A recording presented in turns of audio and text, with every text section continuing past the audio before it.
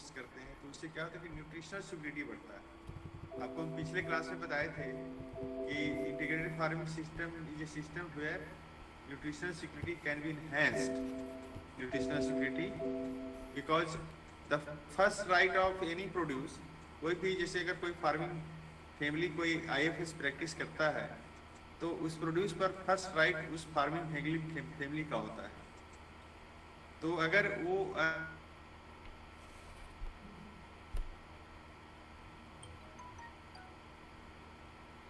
आवाज नहीं आ रही। फैमिली का न्यूट्रिशन है। हेलो हेलो, आवाज आ रही है? सर एक बार रिपीट कर दीजिए, आपका आवाज बीच में कट गई थी। हेलो, यस आप लोग सर, आ आवाज रही सुनाई है। पड़ रही है? आ रही है, आपकी आवाज आ रही है कट सर। के आ रही है। हाँ, कट कट के आ रही है। अभी ठीक है सर, अभी क्लियर है बोलिए। सर। ओके, तो ये malnutrition, because the problem of malnutrition in fact more serious and bigger dimension than the starvation problem. क्योंकि स्टारवेशन पहले हम लोग 1970s में हम लोग का स्टारवेशन प्रॉब्लम था, भुखमरी का प्रॉब्लम था, and is cause mainly due to animal protein deficient diet.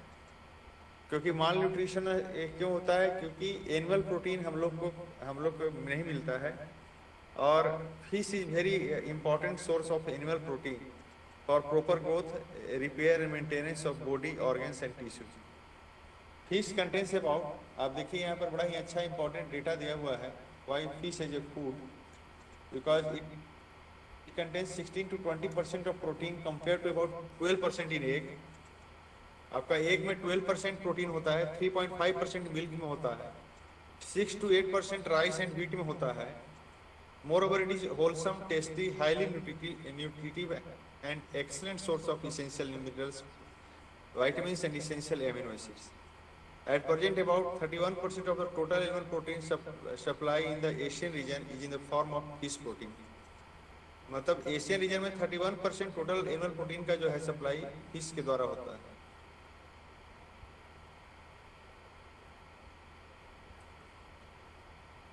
And another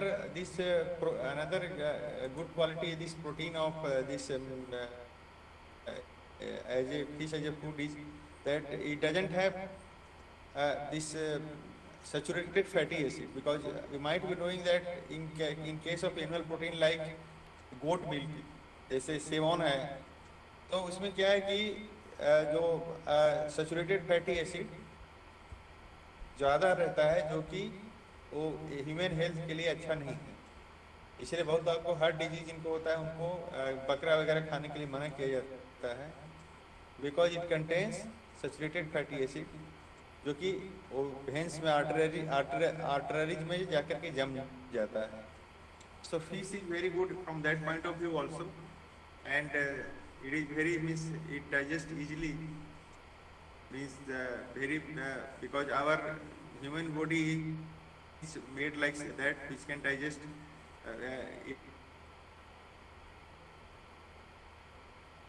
meat cannot be digest easily by our human body. And second important property is why fish, because fish is a very high multiplication capacity and minimal water. On an average 0.1 billion eggs each of fish has the potential to become 1 kg fish in about a year. मतलब एक साल में 1 kg का लगभग एक fish हो जाता है, जो अभी बताएंगे हम। तो reproductive potential of fish compare to any other, और दूसरे एनिमल के कंपेरिजन में 1 kilogram of female cultivable carp, क्योंकि मोस्टली हमारे यहाँ भी आप देखिए मार्केट में ज़्यादा तरह के कार्प ही मिलते हैं। सिल्वर कार्प है, कॉमन कार्प है, ग्रास कार्प है, रोहू है, कतला है, मृगल है, सिल्वर कार्प है, ये सब तमाम जो कार्प फैमिली का आपको मिलता है मार्केट में। तो almost 1 kilogram of female cultivable carp species yields on an average about 0.1 million eggs, which has the potential to become 1 kg fish in about a year. No livestock animal possesses this magnitude of fecundity, मतलब इतना high reproductive ability किसी भी और भी animal species में नहीं पाया जाता है। Therefore it is very much, क्योंकि कोई भी जितना फास्ट मल्टीप्लिकेशन होगा तो हम उसका ज़्यादा प्रोडक्शन कर सकते हैं as compare to other animal kingdoms like बकरा हो या मान लीजिए आपको पोल्ट्री है, तो वहाँ पर एनिमल प्रोटीन के लिए fish culture system requires relatively less amount of energy of protein production than any other farming system. Carp culture, depending upon culture practices, requires energy at the rate of 22 to 468 kilojoule per gram of protein production, while land animal farming systems needs 500 to, you see the amount of energy required comparison. This is very important, very important data, because that means more energy for animal farming system, it needs around 550 to 3400 kilojoule per gram animal protein production, like for meat or mutton or salmon, this type of it requires a large amount of energy. So fish requires low energy requirement for protein production. Then warm water favors fish growth. Our country is a tropical country, and therefore this is a fish are cold blooded. You know that warm blooded and cold blooded? Yes sir. Yes sir. Warm, बताइए warm blooded cold blooded में क्या अंतर है? Sir थोड़ा confusion है, लेकिन ये है कि टेम्परेचर के अकॉर्डिंग वो खुद को एडजस्ट कर लेते हैं। कोई डिफरेंस होता है हेलो, टेम्परेचर और एज के अनुसार। हेलो, कोई भी ऐसी कोई बात नहीं है कंफ्यूजन। मान लीजिए कि हम लोग भी we are also learner, we are also teacher and that's why we are also learner, so no problem. जैसे वार्म ब्लडेड में क्या है कि हम लोग वी आर, जैसे हम लोग human being warm blooded animal, why? Because हमारा टेम्परेचर फ्लक्चुएट नहीं करता। टेम्परेचर मैमल्स जितने होते हैं सर वो वार्म ब्लडेड होते हैं। तो जैसे, तो कहने के मतलब जैसे हमारा बॉडी टेम्परेचर मान लीजिए कि 96 या 97 जो भी है 90 डिग्री, तो फ़ारेनहाइट, तो उतना वो अगर ठंडी पड़ेगा फिर भी उतना ही टेम्परेचर रहेगा। जबकि कोल्ड ब्लडेड जो एनिमल्स होते हैं उनका जो है टेम्परेचर वेरी करता है। अगर गर्मी होगा तो उनका ये गर्म हो जाएगा, मतलब उनका बॉडी फ्लक्चुएशन होता है टेम्परेचर। हम लोग का कांस्टेंट रहता है, वी आर वार्म ब्लडेड, ठीक है? Is it clear? In other words, they cannot maintain a constant high body temperature like other livestock animals. Instead, their body temperature fluctuates according to the surrounding temperature. In warmer climates, their metabolism accelerates and they grow faster. जैसे हमारे यहाँ tropical countries है, तो हमारा जो tropical country, हमारा मतलब हमारा कंट्री वार्मर क्लाइमेट में आता है, तो यहाँ पर फास्टर ग्रोथ होता है। Their metabolism accelerates and they grow faster. While in colder climates, the metabolic rate slows down, resulting in a reduced rate of growth. In this way, they save energy by not spending it for maintaining a higher and constant body temperature. So, our climate is also very much favorable for this product. देखिए आप इसमें कितने सारे important points पर, क्योंकि ultimately energy कहाँ से आएगा? फीड आप देंगे। कोई भी अगर एनिमल को, जैसे एनिमल प्रोटीन बनाता है, मान लीजिए आपका गोट है या ये है, तो उनको फीड आप एनर्जी, मतलब एनर्जी कहाँ से मिलेगा? जब आपको उनको फीड देते हैं। जैसे हम लोग भोजन करते हैं तो क्या होता है कि हमको एनर्जी मिलती है। Similarly in animal protein production also, whatever feed we are giving them, so they are eating then that energy, so their energy requirement is very high.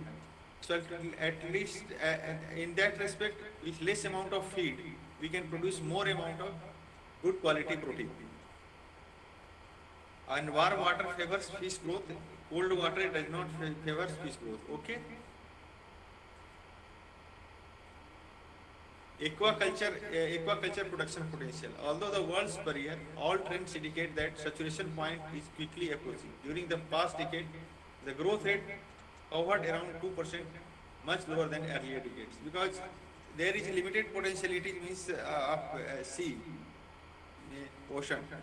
जैसे समुद्री मछलियाँ, जैसे ये है कि ओवर फिशिंग के चलते बहुत ज़्यादा उनमें ग्रोथ नहीं हो पा रहा है। On the other hand, ट्रेमेंडस potential exist in aquaculture. Aquaculture presently produces over 8 million tons of fish and shellfish annually. It is estimated that Asian aquaculture production could be raised to 20 to 30 million tons. मतलब ये बहुत पुराना data है, but बहुत ऐसे मतलब हम aquaculture जो है के द्वारा हम बहुत फिश प्रोडक्शन बढ़ा सकते हैं. और employment potential aquaculture is also very important. आप जानते हैं कि हमारे यहाँ हिडन ये अनएम्प्लॉयमेंट और अनएम्प्लॉयमेंट है. तो अगर पीसी कल्चर करते हैं तो एक उनको मतलब एक अच्छा एम्प्लॉयमेंट का सोर्स भी ये मिलता है. तो इन सब पॉइंट्स को लेकर के देखिए फिश का ये सब फेवर में जाता है, इसलिए PC culture is very important. अब ये जो मैं टॉपिक पर डिस्कस कर रहा हूँ कि अनड्रेनेबल पॉन्ड, मतलब जिसमें कि हम ड्रेन नहीं कर सकते हैं, जो पॉन्ड हम ये करते हैं अनड्रेनेबल, मतलब उसको ड्रेन उसके वाटर को नहीं निकाल सकते हैं. फिश कल्चर इन अनड्रेनेबल पॉन्ड्स, ठीक है, तो इसको मैं डिस्कस कर रहा हूँ. तो ये फिश का इम्पोर्टेंस है आज की तारीख में फॉर फिश कल्टीवेशन की. क्या क्यों हम लोग को फिश अनड्रेनेबल का मतलब पढ़ें. हेलो, आप पीडीएफ अपना भी खोल के देख सकते हैं. पढ़ें. हेलो, कुछ कह रहे थे Anurag? Yes sir. Undrainable means क्या होता है? अनड्रेनेबल मतलब जिसको कि ड्रेन, जैसे पॉन्ड एक हम लोग डिग करते हैं, जैसे पॉन्ड बनाते हैं. पॉन्ड सिस्टम क्या है, ठीक है, तो पॉन्ड सिस्टम में क्या है कि वो उसका ड्रेन मतलब पानी को हम लोग निकाल नहीं पाते हैं. मतलब निकालते हैं 2-3 साल 4 साल के बाद उसको हम पूरा ड्रेन मतलब उसको ट्यूबवेल से पानी निकाल सकते हैं. लेकिन नेचुरल ड्रेनेज नहीं, सिस्टम नहीं. तो ड्रेनेज मतलब जिसको कि ड्रेन कर सकते हैं पानी को, नाला नेचुरली पानी निकलता नहीं. अब समझ में आई? हम जमीन को खोद करके और पॉन्ड बनाते हैं, वो अनड्रेनेबल पॉन्ड है. एक फिश है रिवर्स में जो नेचुरली पाए जाते हैं वो उसमें ड्रेन होता है, पानी निकलते रहता है, पानी फ्लो होते रहता है. यहाँ पर पानी जो स्टैटिक रहता है, ठीक है. हेलो, यस, समझ में आई बात? अब देखिए पॉन्ड इकोसिस्टम थोड़ा सा बताना चाहेंगे. पॉन्ड इकोसिस्टम क्या होता है, मैं क्योंकि ये बहुत ज्यादा यूज करेंगे. देखिए एक आप इकोलॉजी में पढ़े होंगे कोई थोड़ा साइंस में, अगर 10+2 या 10th क्लास तक, तो प्राइमरी प्रोडक्टिविटी जो होता है किसी सिस्टम का डिपेंड करता है light, carbon dioxide, temperature and essential nutrients. Each of which can be A limiting factor. मतलब कोई भी कहीं भी सिस्टम में आपके किसी भी लोकेलिटी में कितना लाइट आता है, कैसा सोलर रेडिएशन कितना है, कार्बन डाइऑक्साइड कॉन्सेंट्रेशन, टेम्परेचर, और उस सॉइल में कितना या जो भी यहाँ पर आप क्रॉप्स रेज करते हैं कहीं भी इसेंशियल न्यूट्रिएंट्स कितना है, वो प्राइमरी प्रोडक्टिविटी उस पर डिपेंड करता है.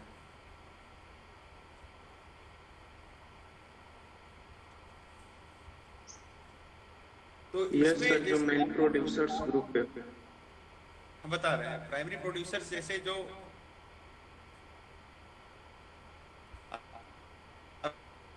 आपके प्लांट्स जो है प्राइमरी, ठीक है. ये देखिए इसमें अभी आपको दिखा रहे पॉन्ड, ये भी दिख रहा है पॉन्ड इकोसिस्टम. हेलो, हम कर्सर ले जा रहे हैं तो कर्सर ले जा रहे हैं, दिख रहा है कर्सर आप लोग को? हाँ सर दिख रहा है. हाँ, जैसे देखिए फोटो, यस सर.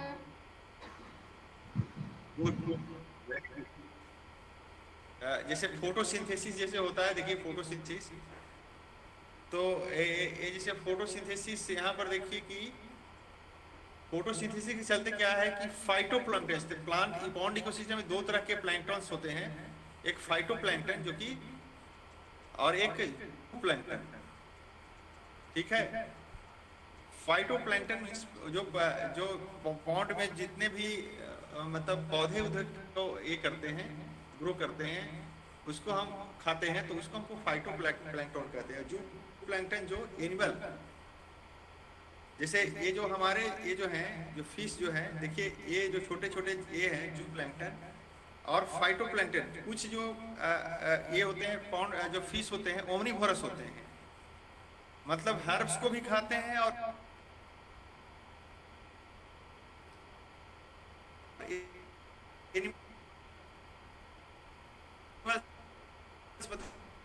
तो छोटे छोटे जो जीव बॉटम फीडर, ये आपका जो ये है कॉमन कार्प जो है, ये कॉमन कार्प है।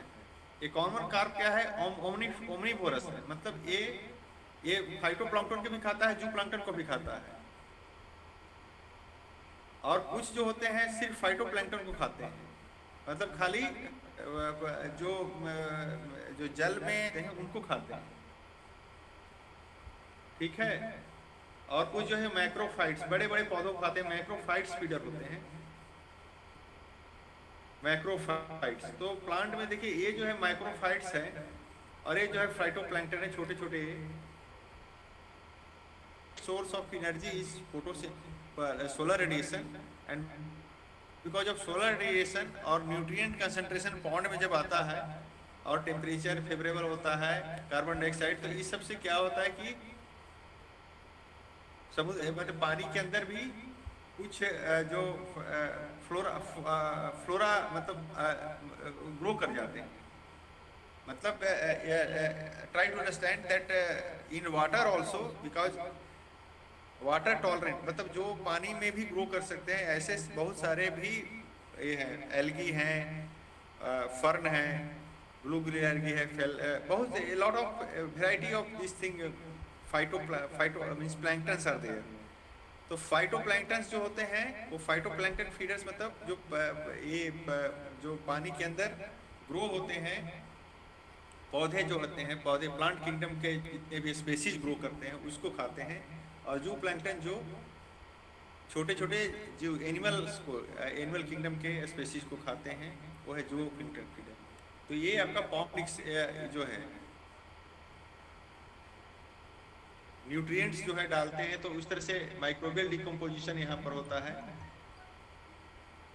ये पॉन्ड का इकोसिस्टम है, पॉन्ड में कैसे कैसे क्या होता है, ये चीज पूरा बहुत सारे नट सेल में इसको दर्शाया। इसको समझ पा रहे हैं आप लोग अभी जो मैं एक्सप्लेन किया? हाँ सर, थोड़ा समझ गए। तो इस तरह से ये पॉन्ड का इकोसिस्टम है यार। यहाँ पर देखिए कि फूड पिरामिड है, जिसको कि हम आपको बता रहे थे कि फूड पिरामिड ये है।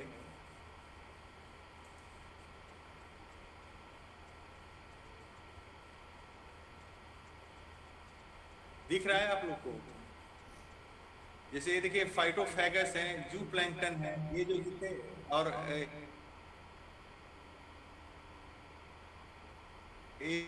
ये है एनिमल्स को, जू प्लैंक्टन ये है पूरे, ये है ये जो सिस्टम है, ये पूरा जू प्लैंक्टन है। और जू प्लैंक्टन फीडर ये स्पेसीज है जो कि थर्ड ट्रॉपिक लेवल में है। फोर्थ ट्रॉपिक लेवल में है कार्निवोरस, जो कि सबसे टॉप लेवल में होता है, दोनों चीज खाते हैं। सेकेंड ट्रॉपिक लेवल में आपका फाइटोफैगस है, और फर्स्ट ट्रॉपिक लेवल में आपको फाइटोप्लैंक्टन है। एक्वेटिक मैक्रो वेजिटेशन ये है, ये फर्स्ट ट्रॉपिक लेवल में है, ये फूड पिरामिड है। तो इसको आप अगर पढ़ेंगे तो आपको लाइट कैसे क्या है इसमें फूड पिरामिड में कैसे, तो ये आपका फूड पिरामिड है, और ऊपर में आपको पॉन्ड इकोसिस्टम बताया। फिर इसमें ऑक्सीजन बजट है, मतलब कितना ऑक्सीजन होना चाहिए, temperature soluble oxygen, because oxygen is very very important. Dissolve oxygen, आपको जिसको डीओ कहते हैं, dissolve oxygen is very very important in pond ecosystem. There is always chances of death, unnatural death of this fishes in the pond. Okay, so it is explained on what variations in concentration of dissolved oxygen. Right now I was telling that dissolved oxygen, here the dissolved oxygen as the temperature rises, and supersaturation is unstable state. Plants not only photosynthesize to produce oxygen, they also respire and consume oxygen. तो plant oxygen produce भी करते हैं और consume भी करते हैं, ठीक है। जैसे प्लांट अगर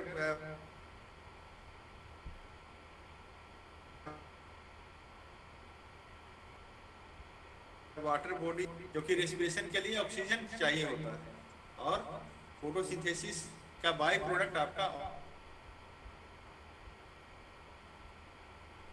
ऑक्सीजन है। Dissolve oxygen is very very important in pond.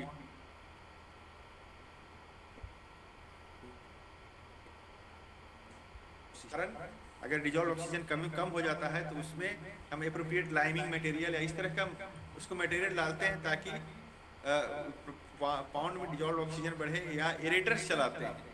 Aerators देखे होंगे पॉन्ड में,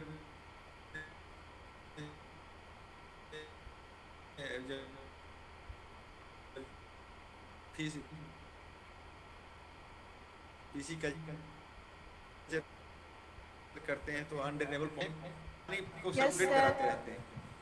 तो उससे क्या होता है कि वो पानी और हवा में जाता है, मतलब वो लिफ्ट होता है तो उसमें थोड़ा मछलियां मरती नहीं। तो उसी तरह एक एरेटर्स होते हैं, एरेटर भी आता है जो कि आप मशीन से उसको ऑन करेंगे तो पूरा पानी को एकदम उसमें डिजॉल्व ऑक्सीजन बढ़ा देता है। तो कहने का मतलब ये सिस्टम है pond oxygen cycle in pond. ये ऑक्सीजन साइकिल है, कैसे ऑक्सीजन का कंजप्शन होता है, ऑक्सीजन जनरेशन कैसे होता है जैसे फोटोसिंथेसिस से, फिर और कंजम्पशन कैसे होता है। तो प्लांट एंड एनिमल रेस्पिरेशन ये कंजम्पशन का है। ये मतलब पूरे oxygen budget oxygen cycle pond में कैसे होता है, क्योंकि oxygen is very very important in any pond system. अब इसमें सबसे इम्पोर्टेंट स्पेसीज इम्पोर्टेंट थिंग है कि डिजायरेबल किस स्पेसीज फॉर कल्चर, आप किस तरह के किस मतलब कौन सा आपका जो है डिजायरेबल स्पेसीज है अनड्रेनेबल पॉन्ड में कौन कौन सा आपका है।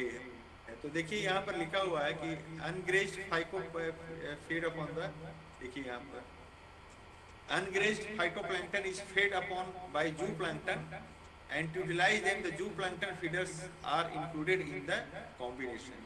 मतलब फाइटोप्लैंक्टन के साथ साथ जो कि के और जो is fed upon by zooplankton and phytoplankton feeder sorry and to utilise them zooplankton feeders are included in the combination. मतलब फाइटोप्लैंक्टन और जूप्लैंक्टन दोनों का कॉम्बिनेशन इंक्लूड किया जाता है। The combination of the phytoplankton feeding silver carp जो होता है, सिल्वर जैसे जिसका देखेंगे जो उसका जो चमकता है, जैसे आप कभी कार्प में आप मछली खरीदने गए होंगे जाते हैं देखिए कि बहुत चमकता है मछली, उसको सिल्वर कार्प, ये कार्प फैमिली का है। लेकिन ये फाइटोप्लैंक्टन फीडर है। And the जूप्लैंक्टन feeding big head carp, जो बिग हेड आप देखे होंगे जो कार्प है इसका माथा पूरा बहुत बड़ा होता है। And the weed eating grass carp, और एक ग्रास कार्प होता है जो कि वीट खरपतवार को भी खाता है। Is well known in China and south east Asia. In India under composite fish culture 6 species noted down, it is very very important for all of you that in India under composite fish culture 6 species like catala, rohu, labio rohita and mrigal along with 3 Chinese carps such as grass carp, silver carp and common carp और stock together. मतलब आप कटला, रोहू, मृगल के साथ Chinese carp में जैसे grass carp, silver carp और common carp को भी एक साथ कंपोजिट कल्चर में ग्रो कर सकते हैं और stock together so as to utilise the most of the fish food organisms present in the pond. Because आपको हम बताएं कि बहुत सारे ऐसे जलीय जीव भी होते हैं और पौधे भी होते हैं। तो जलीय जीव और पौधे मतलब सभी मतलब बैलेंस्ड यूटिलाइजेशन हो, जितना भी फीड अवेलेबल है पॉन्ड के अंदर, तो उसका बैलेंस यूटिलाइजेशन होने के लिए हमको कंपोजिट कल्चर के लिए जाना होता है। कंपोजिट कल्चर मतलब कि उसमें जैसे हर एक तरह का फिश जो है बॉटम फीडर है, कॉलम फीडर है और सरफेस फीडर है, इस तरह के को लेने के या फिश के स्पेसीज लेने के साथ साथ हम लोग फाइटोप्लैंक्टन और जूप्लैंक्टन का मिक्सचर दोनों का ये सब का भी लेते हैं ताकि हमारा ऑप्टिमम पॉन्ड का प्रोडक्टिविटी हो सके। ठीक है, यहाँ तक समझ में आया आप लोगों को?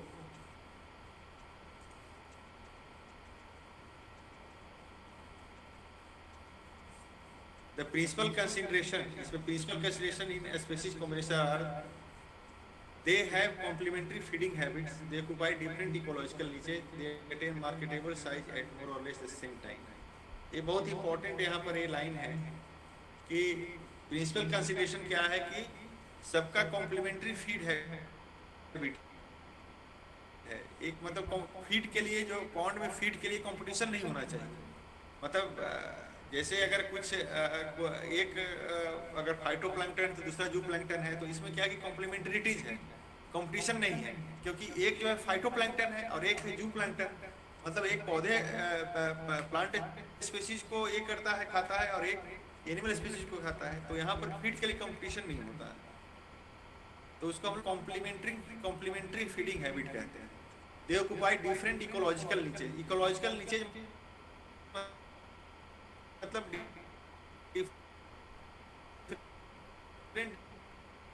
डिफरेंट जैसे एक सरफेस पर ज्यादा सरफेस बॉटम मतलब सबसे नीचे, कॉलम मतलब मिडिल वाला में, और टॉप में जो है surface feeder. They attain marketable size, और वो मार्केटेबल साइज जो है मतलब लगभग सबको एक साथ अटेंड करना चाहिए, मतलब एक साथ ही ग्रो करना चाहिए, एंड एक दूसरे को टॉलरेट करना चाहिए, कंपटीशन नहीं होना चाहिए, एंड नॉन प्रीडेटरी नेचर होना चाहिए। मतलब प्रीडेटरी समझते हैं,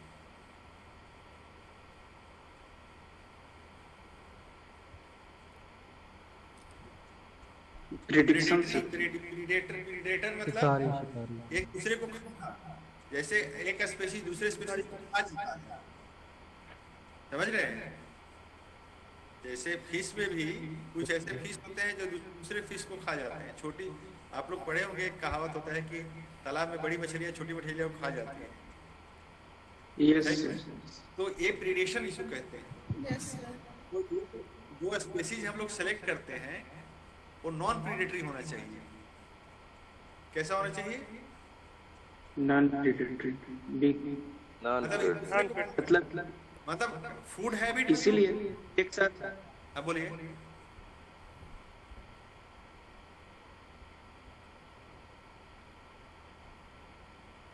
मतलब एक साथ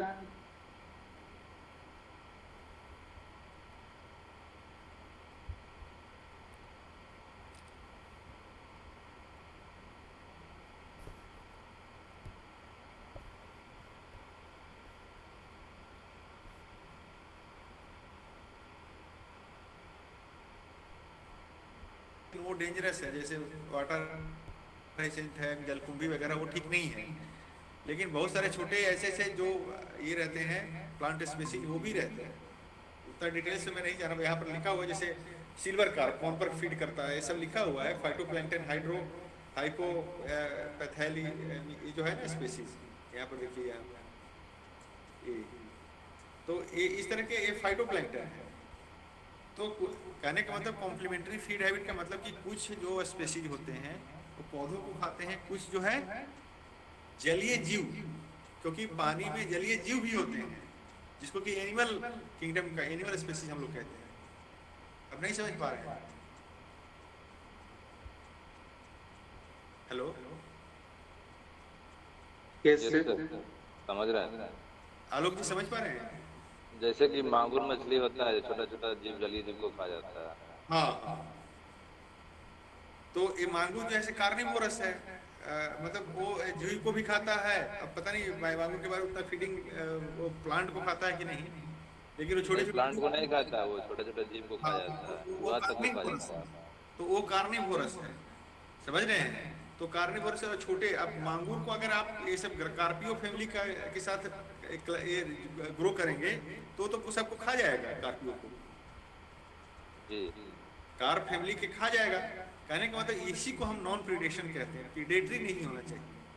अब कार्प ग्रो कर रहे हैं तो एक साथ कार्प ही ग्रो करेंगे, ठीक है? जैसे इसमें हम अभी दिखा रहे हैं, जैसे 6 स्पीशीज, तो एक साथ जैसे केटला है, रोहू है, मृगल है, रोहू कतला को एक साथ रखेंगे कि ये लोग जो है मतलब फाइट उसके अंदर उससे डिपेंड रहता है।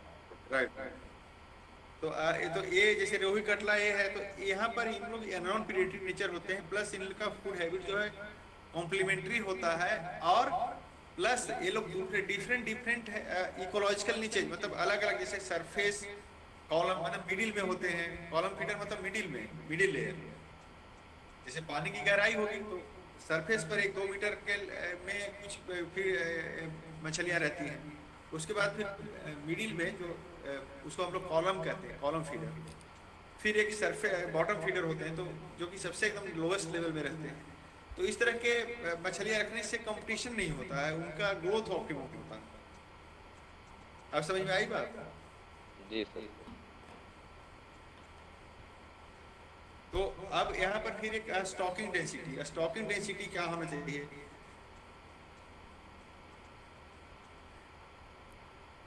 The higher stocking density result in increased total production. और स्टॉकिंग डेंसिटी मतलब ज़्यादा अगर आप उसमें डालेंगे, but it depends on the size of the pond, कि वो साइज का पॉन्ड कितना है और कितना आपका मार्केटेबल जो ये है आउटपुट कितना होने पर आप उसको बेचेंगे। क्योंकि अगर मान लीजिए कि ज़्यादा बड़ा करना है तो उनको फिर ज़्यादा देर तक वेट करना पड़ेगा। तो यहाँ पर एक बहुत इंपॉर्टेंट पॉइंट है कि in ponds where no artificial feed is used, the total crop becomes dependent on the primary production, and in such cases simply by increasing the stocking density the increase in the total production is not possible. Even with supplementary feeding the scope of increasing the stocking density and fish is limited. It increases to an optimum level and then start decreasing. मतलब optimum एक stocking संख्या होना चाहिए जो भी fish का आप बीज डालेंगे, क्योंकि एक लेवल के बाद, एक डेंसिटी के बाद उसका टोटल आउटपुट जो डिक्रीज करना शुरू हो जाता है।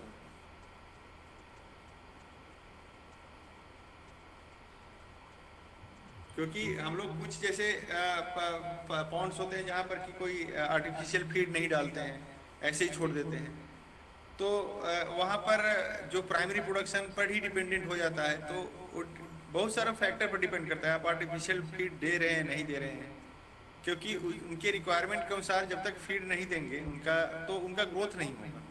अगर वो स्टार्व रहेंगे, फिश जो भी हैं पॉन्ड के अंदर, अगर वो उनको स्टारवेशन की कंडीशन में रहेंगे तो उनका ग्रोथ फास्ट नहीं होगा।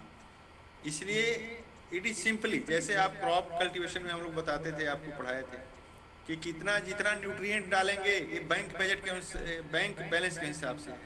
जितना आउटपुट लेंगे उतना आपको न्यूट्रिएंट डालना है। आउटपुट ज़्यादा लेना है तो आपको ज़्यादा फर्टिलाइजर, मैन्योर्स या सब चीज़ तमाम चीज़ डालना होगा। Okay, similarly in fish also, अगर आपको आउटपुट ज़्यादा लेना है तो उनको feeding management in any system, आप when we are talking, if I will tell about dairy also, तो डेयरी में भी जब तक कितना फीड, अगर फीड ऑप्टिमम नहीं देंगे, ओके, तब तक उनका आपका मिल्क प्रोडक्शन नहीं बढ़ेगा। तो मिल्क प्रोडक्शन बढ़ाने के लिए आपको ब्रीड अच्छा होना चाहिए, प्लस उनका feeding is very very important. Most of the time what happens, जैसे पुअर फार्मर्स है ये हैं, वो उनके ब्रीड अच्छा रखते हैं लेकिन वो फीड नहीं कर पाते हैं, अच्छा उनको डाइट नहीं दे पाते हैं, तो उनका मिल्क भी प्रोडक्शन नहीं होता है और फिर एनिमल का हेल्थ प्रॉब्लम आना शुरू हो जाता है, फिर मतलब प्रेगनेंसी वगैरह में प्रॉब्लम आना शुरू हो जाता है, क्योंकि हेल्थ ठीक नहीं होने से उस पर असर आता है। तो stocking density is very much related with total production, and as the density increases the total production increases as there is better utilization of the available food, but in such cases the individual weight and size is reduced.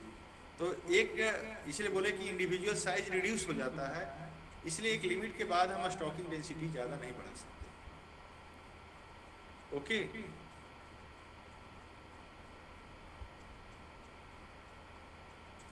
अब आपको हम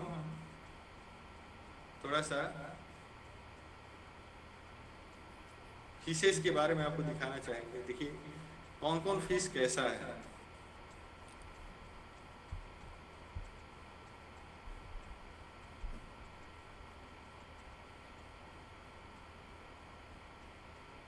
अभी ये book आपको मैं PDF दिया भी, WhatsApp में भी भेजा हूँ।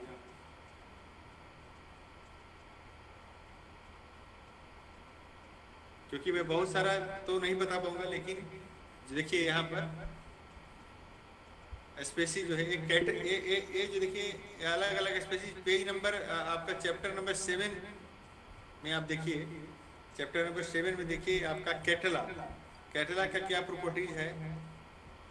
एक साल में 1 kg का हो जाता है। रोहू भी सिमिलरली 1 ईयर में 900 ग्राम का हो जाता है।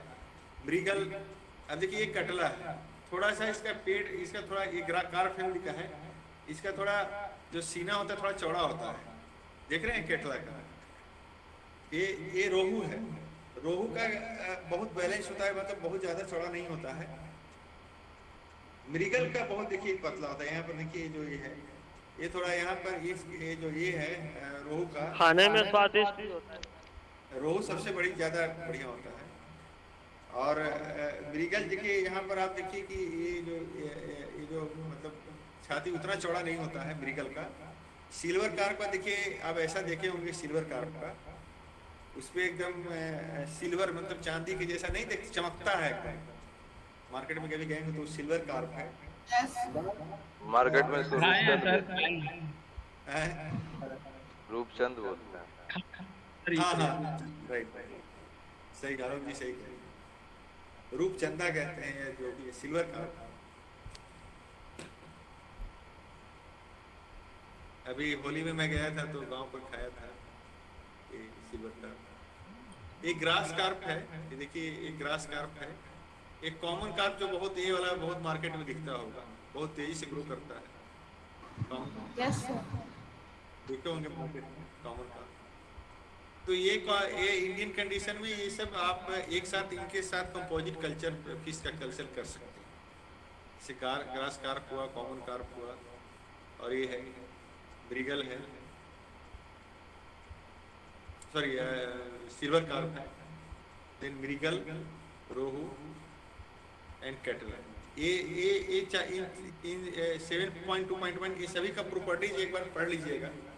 वैसे अगर कहेंगे तो मैं डिस्कस कर दूंगा कि देखिए इनका फीडिंग हैबिट और ये सब तमाम चीज़ कॉम्प्लीमेंट्री होना चाहिए, आपस में कंपटीशन नहीं होना चाहिए। तो वैसे स्पीसीज को हम लोग सेलेक्ट करते हैं। जैसे कार्प फैमिली का ले रहे हैं तो कार्पियो फैमिली का, अगर कार्प फैमिली का पूरे पॉन्ड में लेंगे तो उनका ग्रोथ अच्छा होगा। अलग अलग फीडिंग हैबिट आवाज कट रही है आपकी। हाँ, कभी कभी इंटरनेट प्रॉब्लम ये हो जाता है जिसके कारण आवाज कटने लगती है। सर हाँ बोलिए। कार्प फैमिली के साथ तो रोहू रह ही जाता है। हेलो, देखिए यहाँ पर कार्प लिखा हुआ है फैमिली के साथ रोहू रखते हैं। जैसे रोहू इज ऑल्सो मतलब एक का ही है, लेकिन यहाँ इंडियन जैसे कार्प जो है स्पेशली ये वहाँ से आया है, चाइनीज। रोहू जो हमारा नेचुरल यहाँ इंडिया का है, देखिए यहाँ पढ़ी है, rohu is the natural inhabitant of river systems of India, Nepal, Pakistan, Bangladesh and Burma. In recent years, it has been transplanted to many countries of the world, including Sri Lanka, Mauritius, USSR, Japan, Philippines, Laos, Malaysia, and Thailand. Normally, it occupies the column region. हम बोले ना कि column feeder होते हैं, column region. यहाँ पर देखिए column लिखा हुआ है, इसको अंडरलाइन कर लीजिए। column region of the aquatic ecosystem and feeds mostly on vegetable matter, including higher plants, detritus. तो ये वेजिटेबल मैटर ये फाइटोप्लैंक्टन्स होते हैं, मतलब ज़्यादा इस तरह के like catla. It naturally breeds in reverse and under special condition in बंड्स, मतलब बंड में जैसे थोड़ा सा ये हो जाता है वहाँ पर भी ब्रीड करते हैं, रिवर्स में भी ब्रीड करते हैं। Except by hypophysation to which it responds quickly, it never breeds in ponds. It attains sexual maturity during the second year. However, certain percentage of pond reared specimens mature within 1 year. मतलब 2 साल में maturity होता है, लेकिन 1 साल में भी ये मैच्योर हो जाते हैं। फैकेंडिटी वेरीज फ्रॉम 2,26,000, मतलब 2,26,000 से 2,80,000 तक ये मतलब ये एग्स प्रोड्यूस कर सकते हैं। Rohu spawns during the monsoon April to September जो है स्पॉनिंग होती है, मतलब बीज इस समय बनता है, मतलब ज़्यादा बीज April to September. Seeds collected from rivers are produced by bund breeding और induced breeding are reared with each in seasonal or perennial undrainable ponds. Under pond culture condition, it grows up to 900 gram within 1 year. अब देखिए ये natural Indian एक है, catla is the fastest growing Indian major carp है, देखिए Indian major carp, ठीक है, and widely distributed through India, Nepal, Pakistan, Burma and Bangladesh. It inhibits the surface layer of water and feeds upon plankton. Adult stages are predominantly zooplankton feeder. ये जो है adult species जू plankton मतलब छोटे छोटे जीव को पर फीड करता है। Occasionally taking in decaying macro vegetation, phytoplankton and small molluscs, मतलब जू adult stage are predominantly zooplankton feeder, occasionally taking macro vegetations को भी खाते हैं, and phytoplankton and smaller molluscs, Mollusca family का, स्नेल्स वगैरह और भी छोटे छोटे ये सब को खाते हैं। It contains maturity in the second year and life, ये दूसरे साल में मैच्योर होता है of life, and carry over 70,000 eggs per kg of body weight.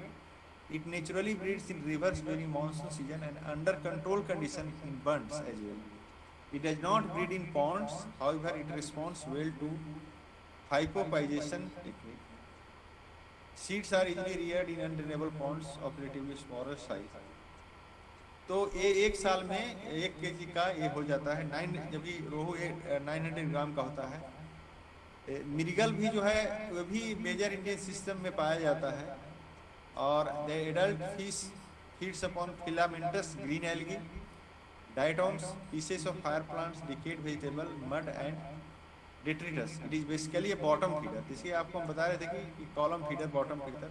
अब तीनों का हैबिट अलग है, रोहू, मिर्गल और एक, इसलिए आपस में कंपटीशन नहीं होगा। आप देखिए यहाँ पर जो है कैटला है, इंडियन मेजर कार्प है,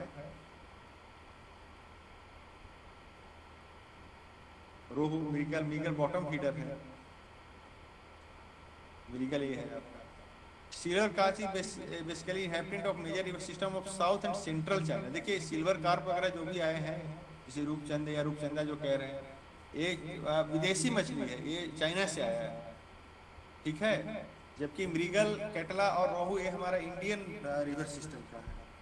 इसी तरह से आप देखिए ग्रास कार्प भी है, ग्रास कार्प भी native of river system of south central and north China. Grass carp भी चाइना से ही आया, south central and north China से।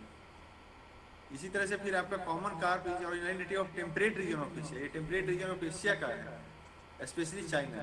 The common carp is now the most domesticated and cultivated carp species through out the world. ये through out the world सबसे ज़्यादा common carp जो है ये किया जाता है, ग्रो किया जाता है। It is an omnivorous bottom dweller, ये बॉटम ड्वेलर है common carp, subsisting mainly on benthic fauna and decaying vegetable matter. It frequently burrows the pond bottom in search of food. This habit of digging the pond bottom helps in maintaining the productivity of underwater ponds.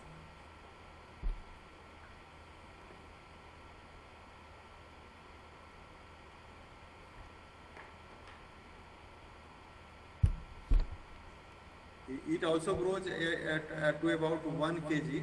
1 kg का एक साल में ये भी हो जाता है। In tropical climate it spawns through out the year, ये सालों भर इसमें स्पॉनिंग होती है, मतलब बिजाई सालों भर इसमें बीज बनता है throughout the year in the pond environment with 2 peak periods, that is January and March, January to March and July to अगस्त।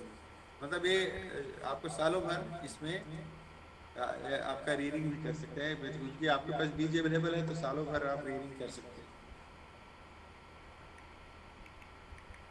तो ये आपका जो है ये बॉटम रोल ड्वेलर है, जैसे कॉमन कार्प जो है आपका ये बॉटम ड्वेलर है, ठीक है। आपका ये ग्रास कार्प, कॉमन कार्प और सिल्वर, ये तीनों जैसे मतलब it is not native of India but it is native of China and other countries, not native but mrigal rohu और मृगाल रेहू रोहू और ये आपका कैटला ये इंडियन मतलब इंडियन रिवर सिस्टम्स का है, नेटिव हमारे स्पीशीज, इसलिए ये मतलब हमारे इकोसिस्टम और ये तो हम लोग को ज़्यादा अच्छा ये टेस्टी लगता है। ओके, तो आज थोड़ा सा आपको फिशेस के बारे में, बैकग्राउंड के बारे में बताया, क्योंकि जैसे आपको क्रॉप्स के बारे में काफ़ी हम लोग डिस्कस किए, अब पिछले सेमेस्टर में बहुत सारा भी क्रॉप्स के बारे में पढ़ाया गया, तो मैं उसके बारे में ज़्यादा डिटेल्स नहीं जाऊँगा। लेकिन आपका जो ये है थोड़ा सा फिश के बारे में आइडिया देंगे। नेक्स्ट क्लास में हो सकता है तो आपको हम फीडिंग कैसे उनको क्या क्या हमको देना चाहिए, पीएच कितना होना चाहिए, और भी कभी कभी ऐसा कुछ प्रॉब्लम आता है, डिजॉल्व ऑक्सीजन कम होता है तो क्या करना चाहिए, थोड़ा एक ब्रॉड आइडिया आपको देंगे कि इंटीग्रेटेड फार्मिंग सिस्टम में क्या क्या हमारा कंपोनेंट होता है। फिर उसके बाद डेयरी फार्मिंग के बारे में थोड़ा बताएंगे कि जो डेयरी कैटल्स हैं उनको हम कैसे फीडिंग करें, कौन कौन सा ब्रीड्स रखें, हाउसिंग कैसे करें। तो थोड़ा मतलब एक थोड़ा बहुत आइडिया आपको मिल जाएगा इससे। फिर आपके मशरूम है, पोल्ट्री है, तो ये सब के बारे में थोड़ा सा आइडिया हम सब्सिक्वेंट क्लासेस में आपको देते रहेंगे। ठीक है, आज आप अटेंडेंस दे दीजिए अपना।